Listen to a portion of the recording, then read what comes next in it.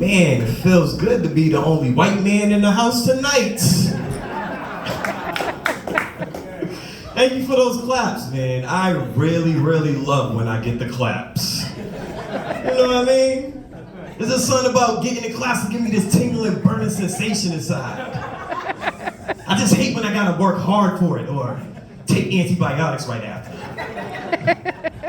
So as a host said, my name is Leland, right? And I ended up doing research on my name because I got tired of white men hearing my name and saying to me, well, that's a weird name for someone like you. So I did research on my name. And I found out that my name means dumbass comedian in Spanish and sexy chocolate midget in Mongolian. First, I want to send a shout out to Rosa Parks because today is Rosa Parks Day. Happy Rosa Parks Day. I want to send that shout out because if it wasn't for her, men like me wouldn't be able to stand on stage and brag about how my credit is better than my white girlfriend's. That's right, went from ashy to classy.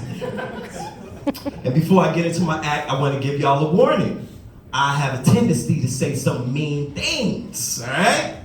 And if anybody in this room, any of y'all got a problem with it? Y'all can catch me outside.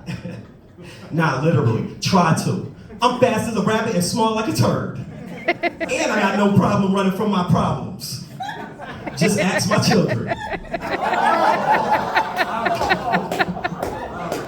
I'm kidding. I love my children. Well, at least one of them. The other one I'm planning on taking to court for child support. Serious, man. I love them. I just miss when they were small and easy to tell what to do. Because I'd be able to tell my oldest child, hey, can you take out the trash for me? And then I'd look out the window and I'd see my youngest getting dragged across the lawn. I know it sounds like I don't like my youngest child, and it's true, I don't. Nah, I love them though. I just remember the days when they were small, when they was babies, when they couldn't steal my food or even speak English. Matter of fact, I remember my oldest daughter's first words. It happened when we was watching this very educational movie that goes by the name of Don't Be a Menace to South Central while drinking your juice in the hood. It's a Wayans Brothers movie, right? Me and my daughter was hanging out. It got to a scene in the movie where the Wayans Brothers walk into an Asian convenience store. And when they opened the door to this Asian convenience store, all they heard was, nigga! It's okay, y'all can laugh. I don't know what came over me in that moment of that scene, but I felt like Rafiki from The Lion King. And I raised my little baby up in the air. Stubborn child. We tried everything to get her to talk. Everything. She would not talk. All we would hear was blah, blah, blah, blah, blah, blah. But when I had her in the air, looking at her like Rafiki did December, I said, nigga! My baby looked back at me and said, nigga!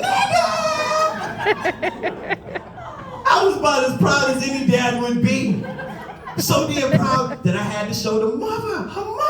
I picked her up, ran into the kitchen. I said, babe, stop what you're doing. Watch this. Put my baby in the air. Nigga! Baby looked back at me, wide eyes, happy. Nigga! The mother of my children said, what the fuck is wrong with you? Are you serious? She's half white. I said, that makes it even better. Y'all remember when we was kids growing up? And we all had these crazy little dreams that we grew up and never accomplished? I had plenty of them. I wanted to be so many things. I wanted to be a chemist. I wanted to be an astronaut. I even wanted to be the world's greatest cocaine dealer. Until I seen the end of Scarface. Said, nope, I'm gonna go do ballet instead. But I remember the dream that I had to tell my mom. This was a dream like no other, and how it started for me. And that was a dream to one day become the most popular dick-slinging porn star.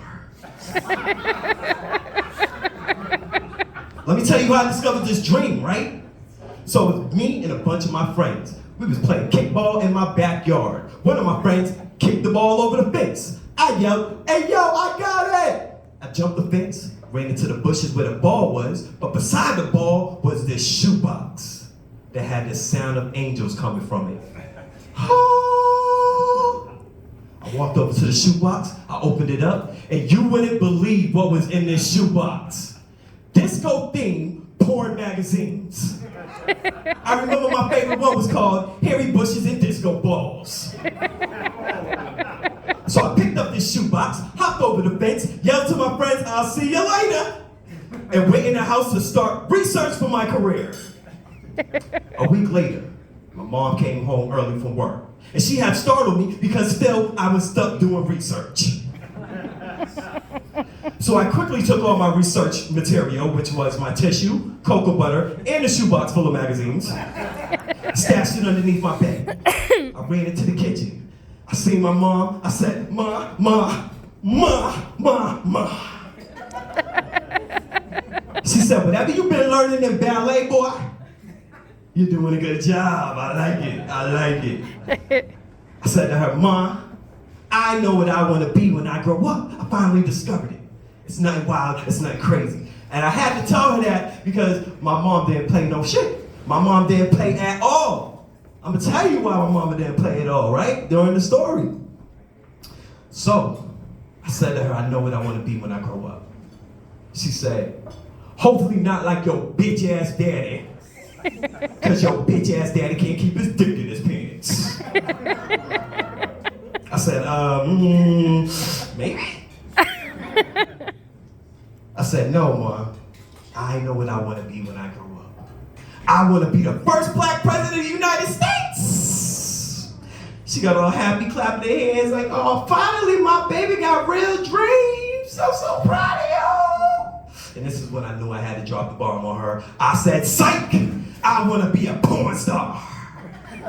Her jaw dropped, and I had to keep on going. I said, "Not just any porn star, Mom. I want to be a disco-themed porn star that wears those big old afros, those tight, fit, body-fit, figure skating suits. You know, the ones like Prince used to wear, especially the one that exposed the butt cheeks. And my name as a porn star is going to be Sperm Jizz Jackson." Sperm Jizz Jackson, Mom. I even wrote my first scene as Sperm Jizz Jackson. Sperm Jizz Jackson walks into this building doing a Sperm Jizz Jackson walk. And as he's walking, he gets to this door and knocks 3 times. And then from the other side of the door, he says, "You can hear little chicken baby. Oh!" Sperm Jizz Jackson that came here and put the smack down on that puss. And then the woman on the other side of the door says back to him, "Nah, Sperm Jizz Jackson. Last time I gave you some of this good loving, you never called me back." Sperm Jizz Jackson said, "Look here, bitch. You got 3 seconds to open up this door and kick this motherfucker down. 1, 2, boom!" And then he walks in the room, grabs her by her clothes, rips it off, bends over, penetrates. And I don't know what came over my mama, but magically a belt appeared in her hands. And she beat the Sperm Jizz Jackson out of me. That doesn't sound right, but it's true. She did. She beat the Sperm Jizz Jackson out of me, man. But it's cool because, you know, my characters still live on. Especially with my girlfriend, who I just moved in with not too long ago. We just moved to Manchester. And it's a huge upgrade from where I used to live, which is a futon in my mom's bedroom. And ever since me and my girl have been living together, we like to do things together, especially watch each other's favorite TV shows. I watch hers with her, she watch mine with mine. So last night, she said to me, "Hey babe, you know what time it is."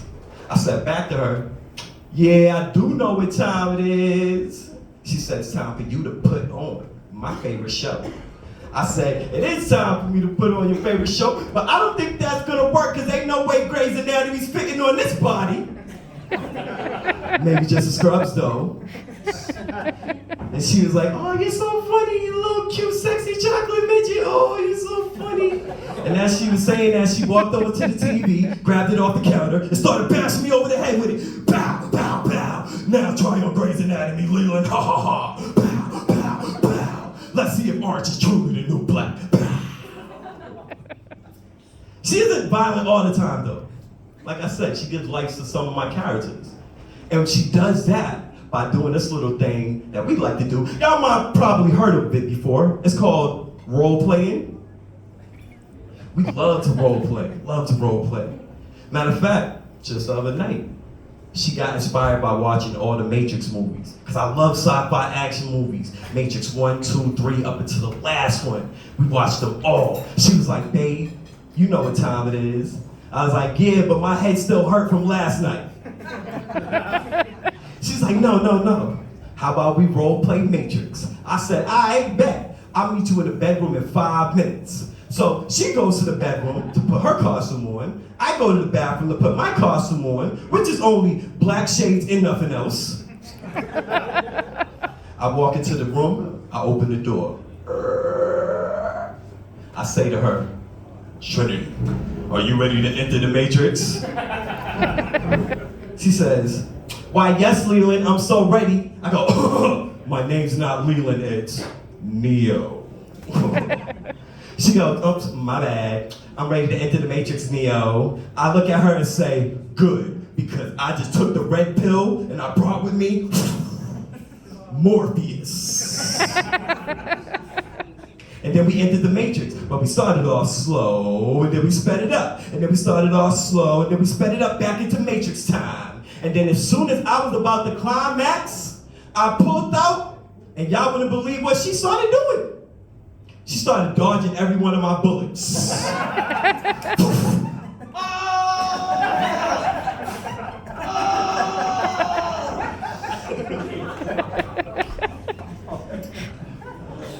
I like to do impressions from time to time, all right? I'm gonna give you the first impression, but the second impression, I want y'all to try to guess who I am, all right? So I like to do this impression, especially when I'm going to fast food restaurants, okay? I did this one at Dunkin' Donuts just the other day. Pulled up in the Dunkin' Donuts drive-thru. The intercom came, the person that came out the intercom was like, hi, welcome to Dunkin' Donuts. How may I help you today? Me being the person I am, I went, ow, ow, ow. It's the dog. Yo, let me get a small ice, but ice to the pink line. If you mess my order up, then that ass is mine. I'm the dog, and right now I need caffeine. 1 caramel swirl, 2 sugars, 1 cream. Oh, well, would that be all, Mr. Darkman X? Nah, arf. Ribs is touchy, and I'm feeling kinda hungry, cause the dog just smoked. So you know I got the munchies, I'm gonna need that croissant. Ham, egg, and cheese. I've been eating long enough, but I can't stop the greed, Darkman X, and I just order like a boss on what these bitches want and how much it's gonna cost. That'd be $5.16, sir. Damn, I just did all that, can't get it for free? So this is my second impression. I want y'all to guess who I am, all right? Y'all ready? Here we go. Oh, I'm broke! I'm so broke! And I gotta pay $200,000 in child support. Nobody know who that is? Kanye! That's right! Give him a round, folks. Give him a round. Kanye West. I'm a big fan of Kanye West, I'm not gonna lie. Love his music. Even up to the last album, Donda. I love that album, Donda. It is such a holy and spiritual album to listen to. And it's perfect to listen to right before you rob a gas station. Serious. I was sitting outside that gas station saying to myself, I can't do this. I cannot do this. Because I'm gonna go rob a church instead. God sees all, but he sure don't snitch. But what if God did snitch? What if one day a snitch hotline operator decided he's going to show up for work, answer his phone, and the first person to answer was God? Let's see how that would happen, huh? Snitch hotline, how can I help you? This is God, and I would like to report a crime. But not just one crime, multiple crimes taking place in a friendly neighborhood. Hold up, did you just say this is God?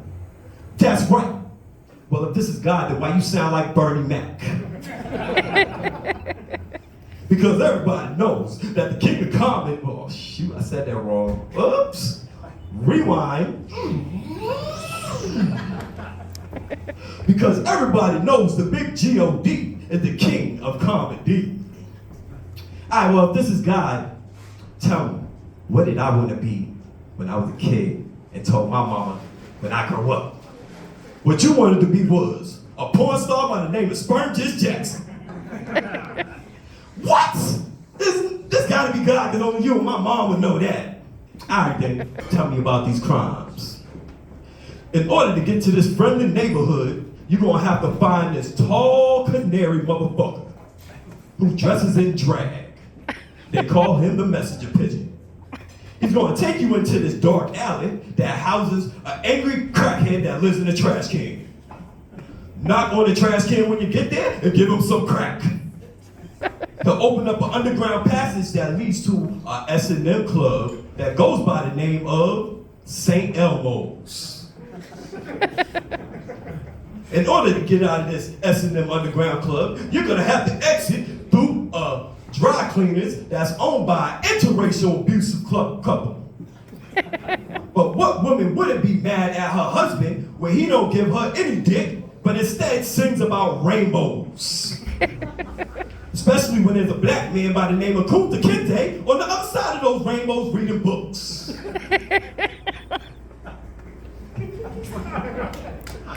When you come out this dry cleaners, look across the street, you'll notice that there's a church being robbed by a sexy chocolate midget. Go down the block to the left, you have arrived in this friendly neighborhood. And you'll know you arrived because you see two flamboyant gentlemen. And even though these two flamboyant gentlemen look like faggots, faggots are one thing they are not. Because not only do these flamboyant gentlemen love pussy, they sell it too. Because across the street from them in a blue shimmering dress is one of their hoes that has no problem exchanging nookie just so he could get that cookie.